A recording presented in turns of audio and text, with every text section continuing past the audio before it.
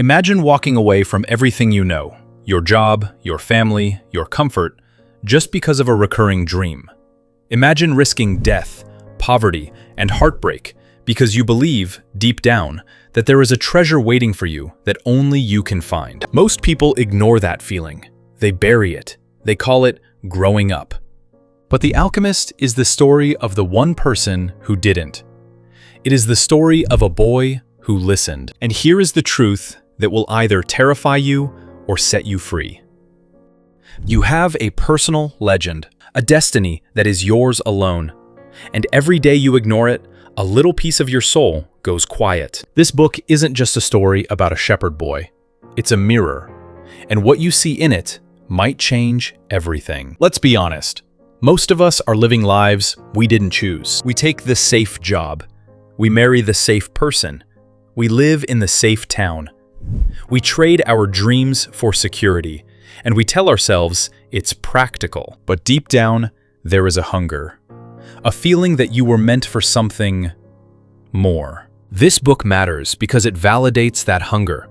It tells you that the desire you feel isn't a distraction, it is a compass. The conflict in this book, and in your life, is the battle between your fear of suffering and your desire for greatness. If you ignore this story, you risk reaching the end of your life only to realize you never actually lived your life. You lived someone else's. And if you think this is just a fairy tale, just wait until we get to the Crystal Merchant. But here's the wild part. You might think this is going to be a complex, heavy philosophical text. It's not. It's simple. It's deceptively simple. It reads like a bedtime story. It has kings and deserts and magic stones. But don't let the simplicity fool you. This is where the book flips everything you thought you knew about wisdom. True wisdom isn't complicated. It doesn't need big words. It needs courage. I'm going to walk you through Santiago's journey, chapter by chapter, from the fields of Spain to the pyramids of Egypt. Part 1. The Shepherd's Dream. What if the reason you keep having that same dream is because your soul is screaming at you to wake up? We meet Santiago, a young shepherd in Spain. He loves his sheep. He loves traveling. But he keeps having a dream about a child who tells him there is treasure hidden at the pyramids in Egypt. He ignores it at first, but then he meets a mysterious old king who tells him about personal legends. We all have a personal legend. It's that thing you always wanted to accomplish. When we are young, we know exactly what it is. Everything is clear. But as we age, a mysterious force convinces us it's impossible. This force is social conditioning. It's the fear of failure. It's the need for approval. The king tells Santiago that when you really want something, the whole universe conspires to help you achieve it. This is the psychology of selective attention. When you commit to a goal, your brain starts spotting opportunities, omens, that were always there, but you were too blind to see. The king tells a story about a baker. The baker wanted to travel when he was young, but he decided to buy a bakery first, make money, and travel when he was old. He never traveled.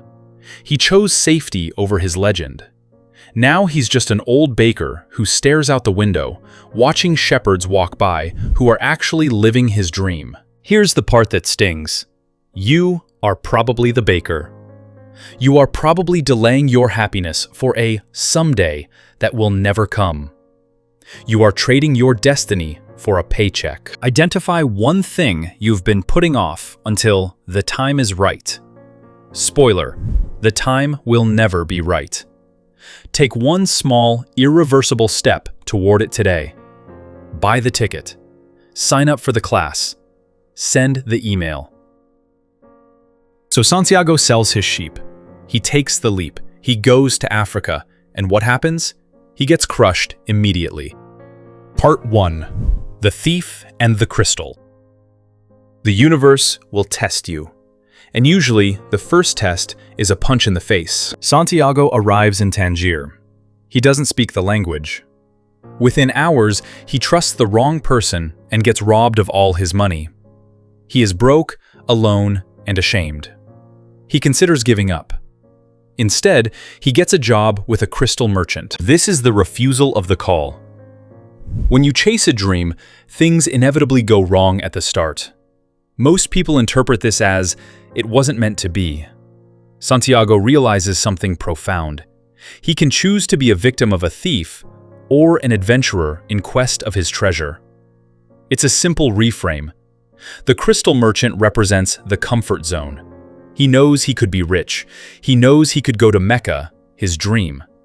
But he refuses to change anything because he prefers the dream of Mecca to the reality of it. He is afraid that if he achieves his dream, he will have no reason to go on living. Santiago suggests selling tea in crystal glasses to attract customers. The merchant hesitates. He says, "I'm used to the way I am." The merchant is every person who stays in a job they hate because they know the routine. They prefer a familiar hell to an unfamiliar heaven. This chapter exposes a truth about mediocrity. It's comfortable. The merchant isn't miserable, he's just fine.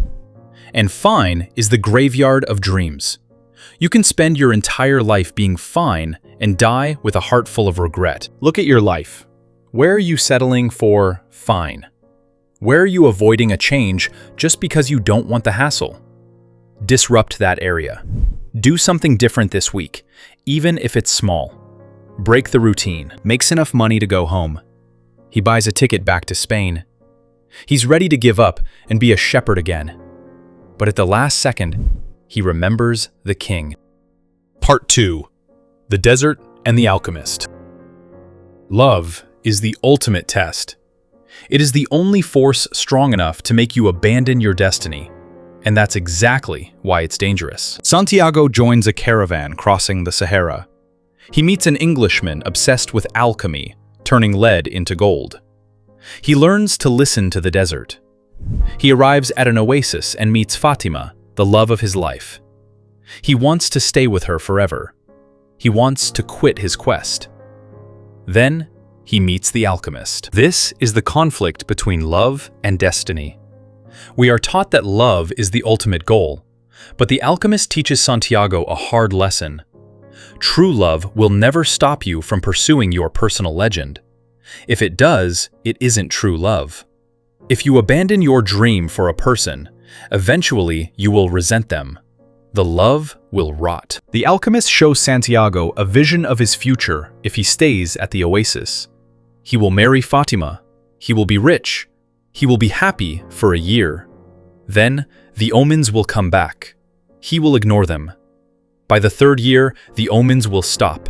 His connection to the universe will be severed. He will be a rich counselor at the oasis, but he will know, and Fatima will know, that he failed. If you use your relationship as an excuse to settle, you are destroying the relationship. You are putting the burden of your happiness on another person, and that is a weight no one can carry. Ask yourself, am I using my partner/family as an excuse not to take risks? If you are, stop. It's not noble, it's fear. Your growth is the best gift you can give them. Santiago leaves Fatima. He rides into the desert with the alchemist. But the desert isn't done with him yet. He is captured by a warring tribe, and to save their lives, the alchemist promises the impossible. Part 3. Turning into the wind. You have power you don't understand. You can literally reshape reality if you stop fearing it. The alchemist tells the tribal chief that Santiago can turn himself into the wind. The chief gives him 3 days. If he fails, they die. Santiago is terrified. He has no idea how to be the wind. He spends 3 days talking to the desert, the wind, and the sun. He realizes that everything is connected, the soul of the world. He realizes that he is not separate from the universe. He is the universe. He performs the miracle. He becomes the wind. This is the moment of self-actualization. Santiago stops looking for answers outside himself. Books, kings, crystals. He looks inward. He realizes that the power to change his reality comes from his connection to the source. This is a metaphor for overcoming imposter syndrome. We think we aren't capable. We think we need permission. But when your back is against the wall, you realize you are capable of things you never imagined. Imagine believing you are just a shepherd, a nobody, and then realizing that the same force that spins the galaxies is inside your chest. Santiago literally commands the elements because he finally understands that he is part of them. He stops begging the universe and starts collaborating with it. You are playing small. You are living at 10% of your potential because you are afraid of your own power. You are afraid that if you really tried, you might actually succeed. And then you'd have no excuses left. When you face a life or death problem, or just a really big deadline, stop panicking. Stop looking for someone to save you. Go inward. Trust that you have the answer. You usually do. Santiago survives. He reaches the pyramids. He digs for his treasure. And what happens? He gets beat up, robbed again, and laughed at. But the thief says something that changes everything. If you're still here, this is where it all clicks. Most people stop changing right here. And that's their biggest mistake. They think the treasure is the gold. They think the point of the book is getting rich. It's not. If you miss this, you miss the whole book. The treasure isn't the point. The person you become while looking for the treasure is the point. Epilogue. The real treasure. The answer was right where you started. Literally. The thief at the pyramids laughs at Santiago. He says, "I had a dream once too. I dreamed of a treasure hidden in a ruined church in Spain, under a sycamore tree. But I'm not stupid enough to cross a desert for a dream." Santiago freezes. The church with the sycamore tree. That's where he started. That's where he slept with his sheep in chapter 1. The treasure was home the whole time. This is the ultimate irony of the hero's journey. We travel the world looking for fulfillment only to find it in ourselves. But, and this is crucial, he had to go to Egypt to find it. If he hadn't left, he never would have met the king, the merchant, the alchemist, or Fatima. He would have just been a shepherd sitting on a chest of gold he didn't know about. The journey was necessary to give him the eyes to see the treasure at home. Santiago goes back to Spain. He digs under the tree. He finds a chest of gold and jewels. He smiles. He smells the wind. He smells Fatima's perfume on the wind. He says, "I'm coming, Fatima." You might already have everything you need. You might be sitting on your treasure right now, but you are too blind, too ungrateful, or too immature to see it. You need the struggle to make you worthy of the reward. Look at your current life. What are you taking for granted? What treasure is buried in your backyard? Your health? Your skills? Your relationships? Don't wait until you lose them to value them. So, what is the final lesson? Insert these types of beats during the flow. If your ego is getting defensive right now, thinking, "I can't just leave my job," pay attention. That's the crystal merchant talking in your head. This is the part people avoid. We love the idea of the treasure, but we hate the desert. You can't have one without the other. If that stings a little, good. It means you know you've been settling. Maktub. Here's what maktub actually means in real life. It's Arabic for "it is written." This doesn't mean you have no free will. It means that the universe has a script for you, a path of least resistance that leads to your highest good. You can choose to go off script. You can choose to struggle. You can choose to be the baker or the merchant. But when you align with your personal legend, life flows. Coincidences happen. Doors open. Maktub is the feeling of surrendering to a story that is bigger than you.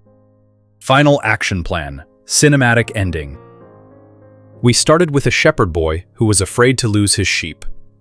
We ended with a man who could turn himself into the wind, who knew the language of the world, and who found love and gold. He lost everything multiple times. He was robbed, beaten, and humiliated, but he didn't quit. And because he didn't quit, he found out who he really was. There is a treasure waiting for you, But you can't find it if you stay in the pasture. You have to enter the desert. You have to fail.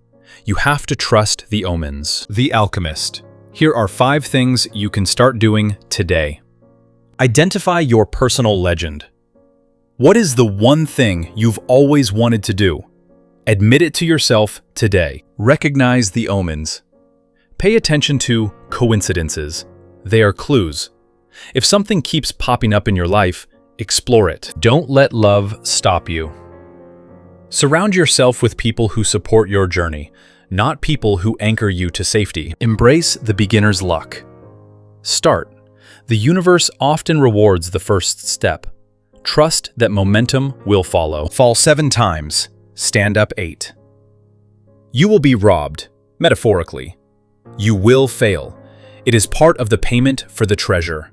Keep going. The universe is conspiring in your favor. But it can't help you if you don't move. Don't be the crystal merchant. Don't be the baker. Be the shepherd. The wind is calling your name. Go. This has been The Alchemist. If you want to find the gold hidden in the world's best books, hit that subscribe button. We don't just read books, we decode destiny. I'll see you in the next one.